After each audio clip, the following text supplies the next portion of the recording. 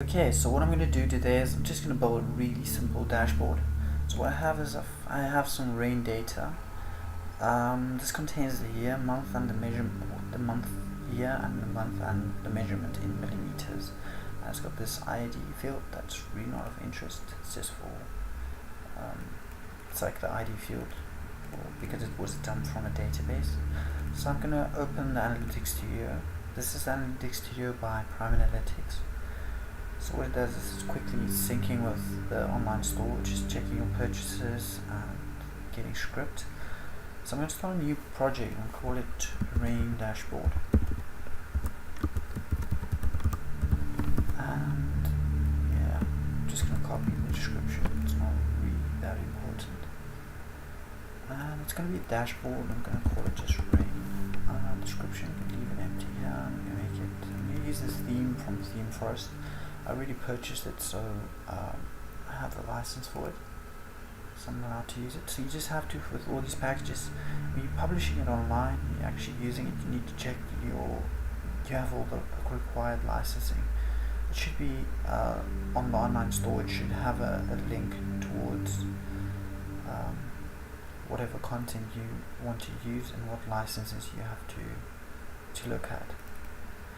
But we can't do that for all because we strongly rely on user submitted content as well. So okay, so the data is in Excel, so it could be in any other data source. So for this instance, it's in Excel. You can have, if you want to look at maybe MS Access, MS SQL, you can maybe have MySQL. There's a lot of databases. It's a really big growing list.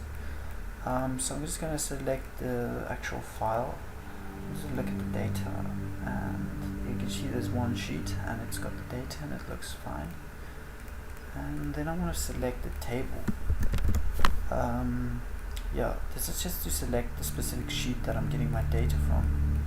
I don't know what happened just there, but okay. I'm going to refresh here. I'm going to select the rainfall table. Just going to quickly look at the results. It's got a year, month, and a measurement. Okay, so it looks good. And I'm just going to put this on a data table. I'm using this library it's a JavaScript library called datatables.net. I think it looks pretty cool. And so we can look at the parameters. It says leave empty to include all. So I'm just going to leave it empty, so it's going to show everything. So you quickly run it. So the first time you run it, it's usually quite slow because everything needs to be rendered and cached in memory and all that things. Okay, so I just want to resize it a bit so I can see everything. I think that should do it. And so what I did here is I switched between the layout mode and the preview mode just by clicking up here. The other button is just to refresh. This is actually a browser in here to preview it. And then you can open it in your actual browser if you want to. So if I click here, you can see that thing you're seeing over here. It's just rendered in the browser. And maybe I want to add a chart, but I want to aggregate it by month. So first I need to aggregate the data. Okay, so I'm going to aggregate the data based on month. So what it's got here is it's got a data table as output, and then it's got a source and it's got filters, and it's a type of query, and this is type of data table. So that's obviously where we need to connect it. Then I want to put this on a chart. I want to put this on a column chart. So here's a column chart by high charts. I'm going to use that. I'm going to connect to that. And we first need to do aggregation. So we're going to group it by year, and we're going to do a sum of the measurement. And these order by and limit fields are fine. This is really similar to SQL, where you have aggregation columns, and you've got your group by, order by, and how many results to be returned in the result set. Okay, so what we need here is a chart title. I'm just going to make it rainfall by year, and you have the subtitle, and this is just going to be here. This is x-axis, and we're using the year. The y label should be the measurement, and should be in millimeters, and y-axis I'm just going to show that measurement, some of the measurements. And color scheme, I'm feeling like a green chart today. Okay, so this should be functional. Okay, so we've got our chart and we've got our table. Just want to resize the chart a bit and move it a bit around. I think it's good if I put it over here, because I want to put a select box in the message, just a description message here to the left. So I think that should do it. Okay, so now I want to add a message. Okay, so that's message. I'm going to put it over there, and I also want to put a select. So what I'm using is I'm going to use a select 2. It's also another open source JavaScript library. It looks pretty awesome. And what I want to do is I want to aggregate it by month.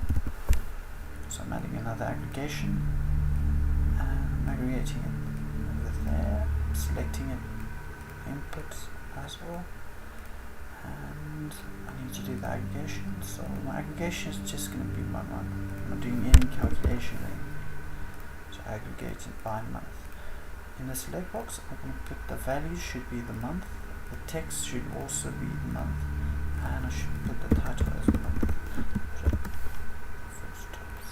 Okay.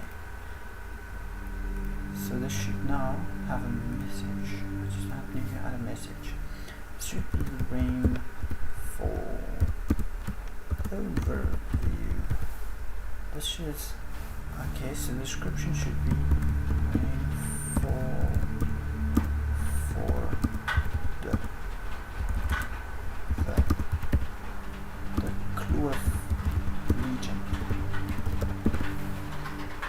Okay, let's just run it again.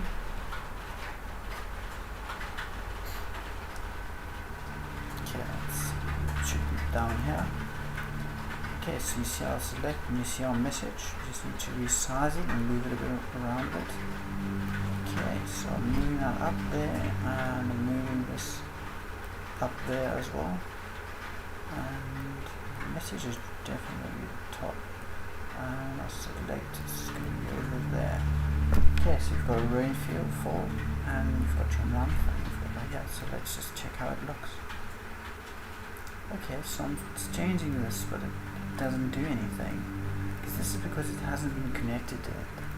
So if you look here at the back end again, you can see it's got two output connectors. The first is a post, or second is a post, and the first is a query.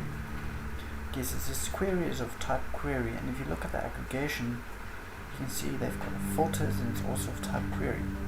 So if I connect these two, okay, sorry for that noise. So I connected the query from the select to the aggregation. So now it should, when I change the select to, it should filter the results of the column chart. Okay, so these two are now linked. So now it's on. If we change this to maybe October, this should update. If we change this to December, it should update. Okay, this looks good. I think pretty much it's finished. Okay, let's just check how it looks in the browser. Okay, we've got a dashboard. You can change values. Smooth. We've got the sidebar. And we just have this one page. I can just click on it. It's actually the same page. If you had more dashboards, then it would actually show it over there. You've got all your data. You can move around. And it's on localhost at the moment, but you actually it automatically creates a domain name at basically it's your alphanumeric of your email. So mine would be support at primeanalytics.io.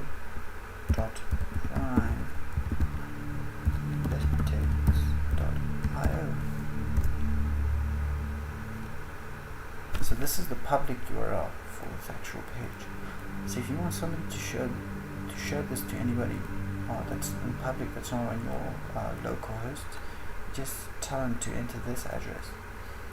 So yeah, so this is your, this is basically your email, just in alphanumeric, and it's primelytics.io project. Then it's the app number, it's the process number, and if this is development or if it's non-development mode.